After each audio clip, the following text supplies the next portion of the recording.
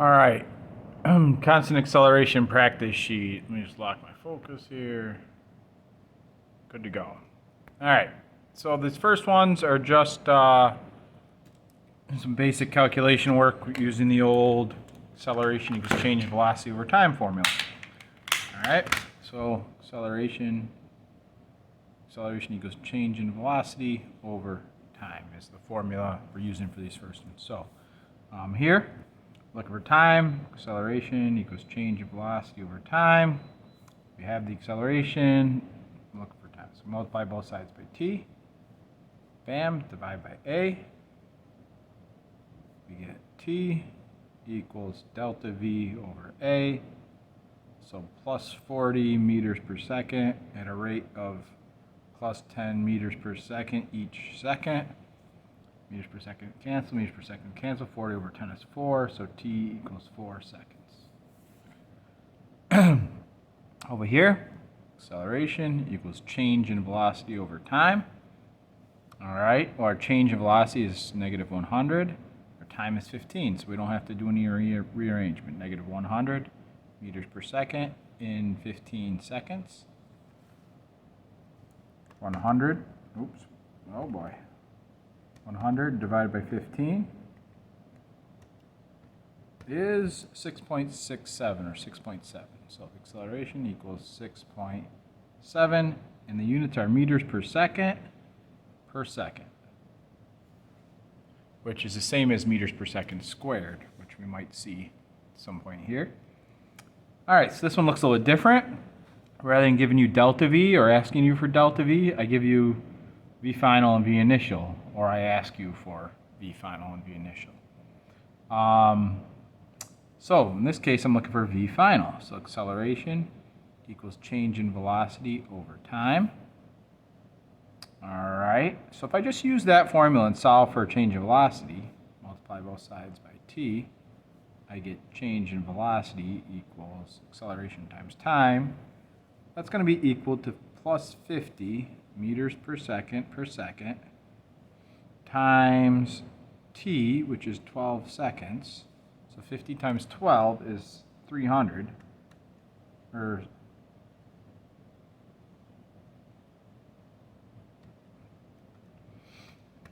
$600, sorry. 600. So your change in velocity is plus 600 meters per second. Therefore, VF must be, well, if it changed by 600 and it started at 20, the final velocity must be 620 meters per second for the final velocity. Over here, if it starts at 80, ends at 380, delta V must equal V final minus V initial. So final is 380, beginning was 80. That's going to be plus 300 meters per second. All right, so acceleration equals change in velocity over time, or time equals change in velocity over acceleration, right? We switch those. I'm going to go down here now. I found this time is equal to change in velocity, which is plus 300 meters per second at a rate of plus 50 meters per second squared. Time is going to equal 6.0 seconds. Meters per second, cancel with meters there, and one of the seconds there, you're left with seconds. All right, solve the problem showing all work.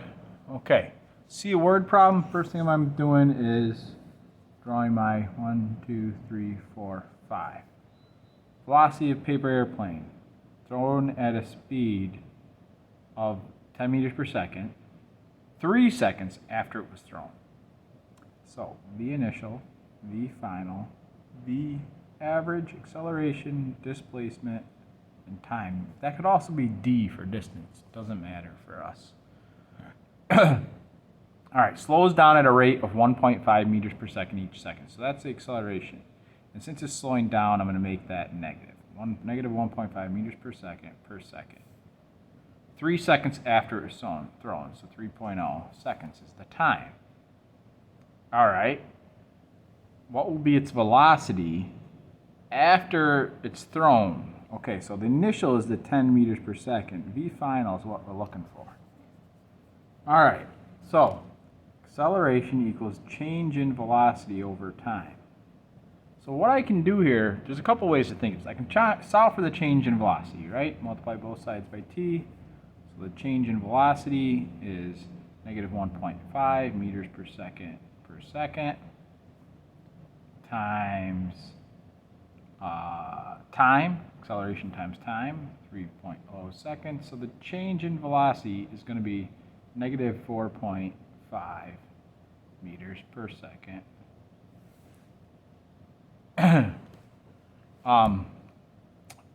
That's the change in velocity, negative 4.5 meters per second. If you didn't put the negative sign on the acceleration, that's okay. You would just get 4.5 meters per second.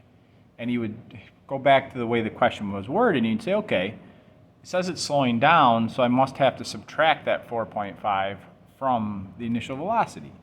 So V final here is equal to the initial velocity plus the change in velocity. That's always the case, right? Because delta V, right, you can think of delta V equals V final minus V initial. So if you add V initial to both sides, you get that. Final velocity is always equal to V initial plus delta V. Delta V is also acceleration times time, right? So you could actually get back to the other formula, Vf equals V initial plus AT. Change in velocity is always acceleration times time. So that's kind of an interesting side note. But anyway, so your final velocity is whatever your initial was, which is 10 meters per second, plus whatever your change is. And our change here is negative 4.5.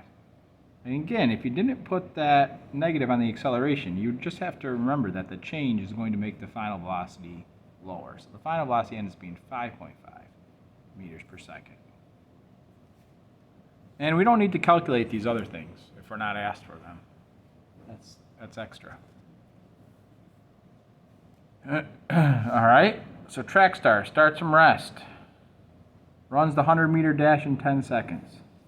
1, 2, 3, 4, 5, V initial, V final, V average, acceleration, displacement, and time. 100-meter dash starts from rest. So V initial is 0, starts from rest. 100-meter dash, that's delta x. The time, 10.0 seconds. Okay, accelerates at a constant rate, determine the final speed of the track star.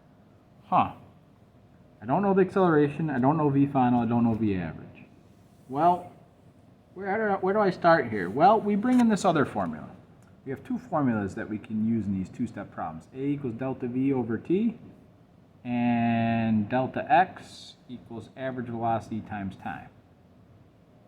Now, that could be written like that, or it could be written as average velocity equals displacement over time, divide both sides by t. That's the way we looked at it at first. So look, I have the displacement in time, so that's where I'm going to start. Average velocity must be 100 meters in 10 seconds. So the average velocity here is 10 meters per second.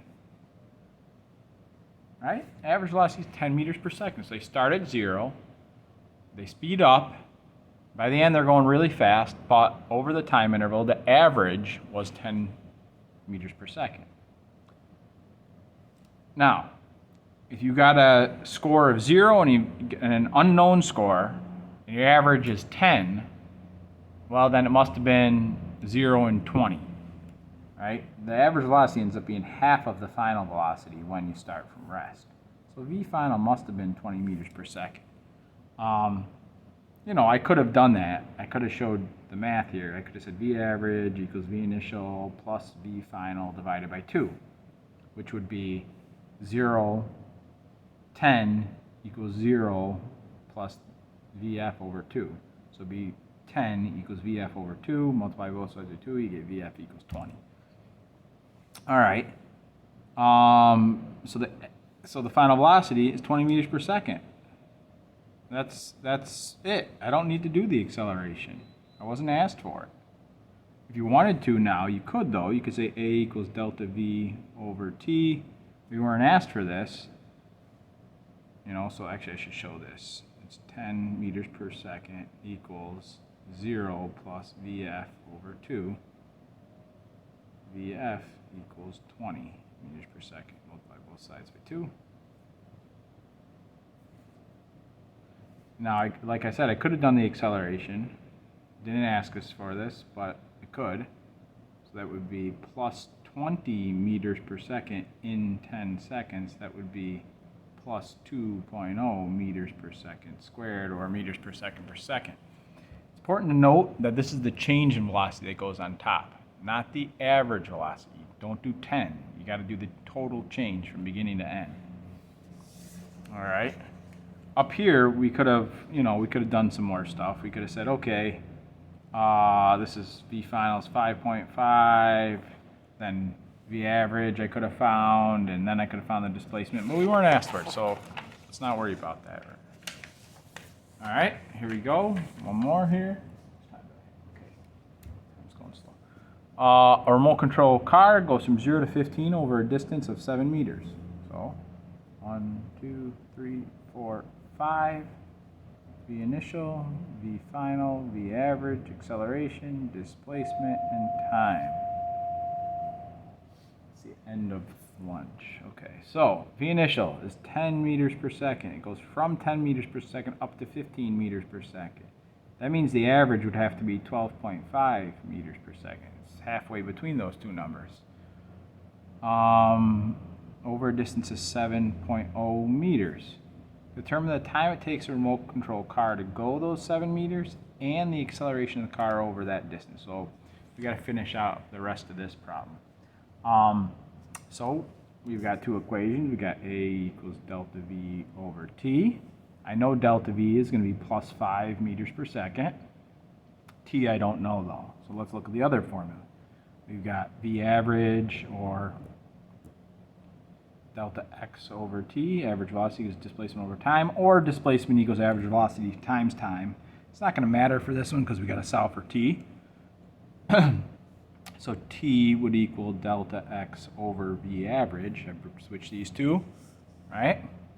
So the t is 7.0 meters divided by a speed of, average speed of 12.5. So 7 divided by 12.5 is 0.56 seconds. So 0.56 seconds to 2 sig figs. Cool. Acceleration now is change in velocity over time, so it's plus 5 meters per second from where we started in 0.56 seconds. So 5 divided by 0.56 is 9. Or 8.9, positive 8.9 meters per second each second. So very cool.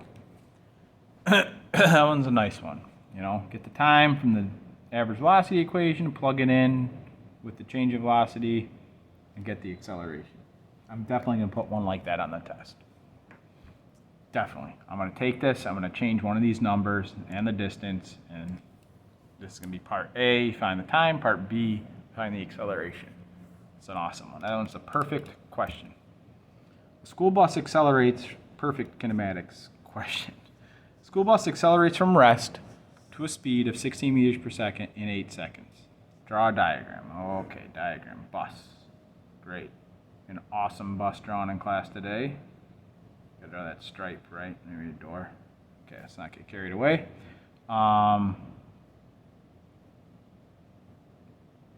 Stripe, door. All right, rest. So V initial equals 0. V final, it's moving fast. 16 meters per second, and the time it takes is 8.0 seconds. Quantitative velocity versus time graph. Sweet, given the axis. So meters per second, seconds. I finally gave you a scale that makes sense. 1, 2, 3, 4, 5, 6, 7, 8. 1, 2, 3, 4, 5, 6, 7, 8 seconds, up to 16. So 2, 4, 6, 8 meters per second. 16 is going to be up there. All right, starts at 0 meters per second, ends at 16. Just a basic line. So it's going every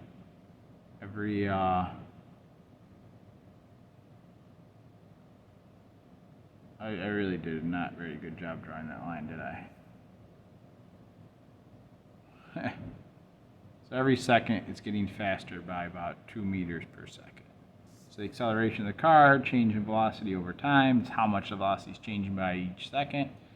So it's plus 16 meters per second in a time of 8 seconds. So it's plus 2 meters per second each second. It's going up 2 meters per second. So it's 2, 4, 6, 8, 10, 12, 14. How far does the car travel in this time? Do the area under the curve and the displacement equation. So area under the curve is shape the area of that triangle. So delta x equals 1/2 base times height, the area under this curve. So 1/2 of 8 seconds times the height of the triangle, which is 16 meters per second. You get 64. 8 times 16 divided by 2. You get 64 meters. And if we do it the other way, delta x equals average velocity times time. Well, the average velocity is the average of 0 plus 16 divided by 2. So I'm going to put that calculation up here to show you something here. So 0 plus 16 over 2 meters, all right, times the time, 8 seconds. And look, it's the same exact formula. Look, that 1/2, that's that 2 from the average. 16, that's 16, 16. The 0 is not going to affect anything. 8 is 8. You get the same answer, 64 meters. Define acceleration in your own words.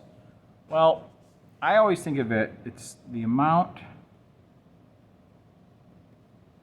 that the velocity is changing by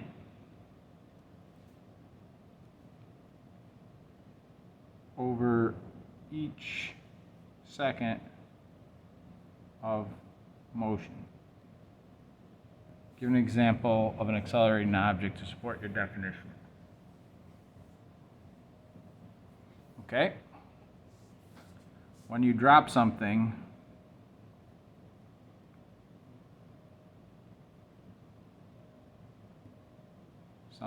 dense,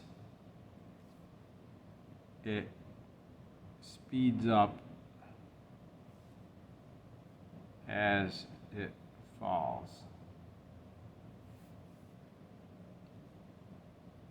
Speeds up as it falls. It speeds up as it about the same amount each second.